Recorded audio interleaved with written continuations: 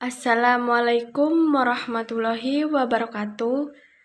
Di sini saya akan menjelaskan materi yang berjudul Kaidah Usuliyah dan Kaidah Fikih dalam Penetapan Fatwa, mata kuliah Fatwa Bisnis Syariah dengan dosen pengampu Dr. Muzalifah, SPDI, MSI.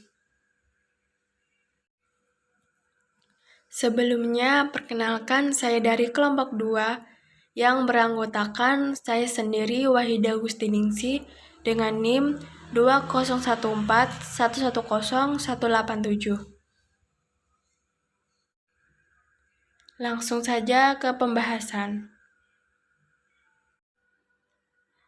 A. Pengertian kaidah usuliyah.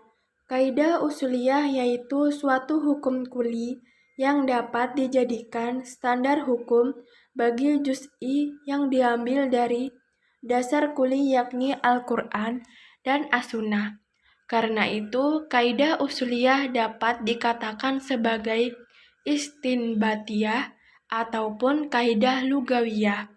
Dengan demikian, kaidah usuliyah adalah kaidah-kaidah yang berkaitan dengan metode penggalian hukum dengan memperhatikan unsur kebahasaan, baik uslub-uslubnya maupun tarkibnya. Ia adalah sejumlah peraturan untuk menggali hukum yang umumnya berkaitan dengan ketentuan dilalah, lafal, atau kebahasaan. B. Pengertian kaidah fikih. Dilihat dari segi kebahasaan, kata usul al-fiqh terdiri dari dua kata yang punya makna tersendiri, yaitu usul dan al-fiqh. Usul adalah jamak dari kata asulu, bermakna dasar-dasar yang menjadi landasan bagi tumbuhnya sesuatu yang lain. Sedangkan fiqh adalah mengetahui ketentuan-ketentuan hukum syara untuk berbagai perbuatan mukallaf melalui kajian-kajian ijtihad dari dalil-dalilnya yang terinci. Dengan demikian, usul al-fiqh adalah sekumpulan dalil yang menjadi dasar tumbuh dan terbinanya fiqh, serta menghubungkannya pada dalil-dalil nas dan ijma' sahabat. C. Macam-macam kaidah fikih dibagi menjadi beberapa. Yang pertama, perkara tergantung tujuannya. Yang kedua, keyakinan tidak bisa dihilangkan dengan keraguan. Yang ketiga, kesempitan mendatangkan kemudahan. Yang keempat, kemudaratan hendaknya dihilangkan.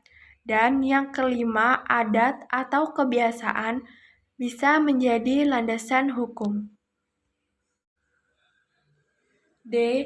Kaidah-kaidah usuliyah serta dasar-dasar pengambilannya dibagi menjadi 5. Yang pertama, segala sesuatu bergantung pada tujuannya atau niat. Yang kedua, kemudaratan harus dihilangkan. Yang ketiga, kebiasaan dapat menjadi hukum. Yang keempat, keyakinan tidak dapat hilang karena adanya keraguan. Dan yang kelima, kesukaran mendatangkan kemudahan. E. Perbedaan antara kaidah usuliyah dengan kaidah fikih. Kaidah usul pada hakikatnya adalah kaidah istidlaliyah yang menjadi wasilah para mujtahid dalam istinbat atau pengambilan sebuah hukum syariah amaliyah. Kaidah ini menjadi alat yang membantu para mujtahid dalam menentukan suatu hukum. Kita bisa memahami bahwa kaidah usul bukanlah suatu hukum. Ia hanyalah sebuah alat atau wasilah kepada kesimpulan suatu hukum syar'i. Sedangkan kaidah fikih ialah suatu susunan lafal yang mengandung makna hukum syariah baglabiyah yang mencangkup di bawahnya banyak furu, sehingga kita bisa memahami bahwa kaidah fikih adalah hukum syar'i. dan kaidah ini digunakan sebagai istihdar atau menghadirkan hukum, bukan istidbat atau mengambil hukum layaknya kaidah usul. Misalnya, kaidah usul al-aslu fil amri lil wujub, bahwa asal dalam perintah menunjukkan wajib. Kaidah ini tidaklah mengandung suatu hukum syar'i.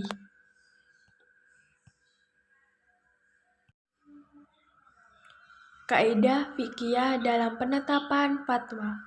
Kaidah fikih adalah termasuk sumber penting bagi MUI dalam landasan hukum fatwa-fatwanya dalam periode kontemporer saat ini.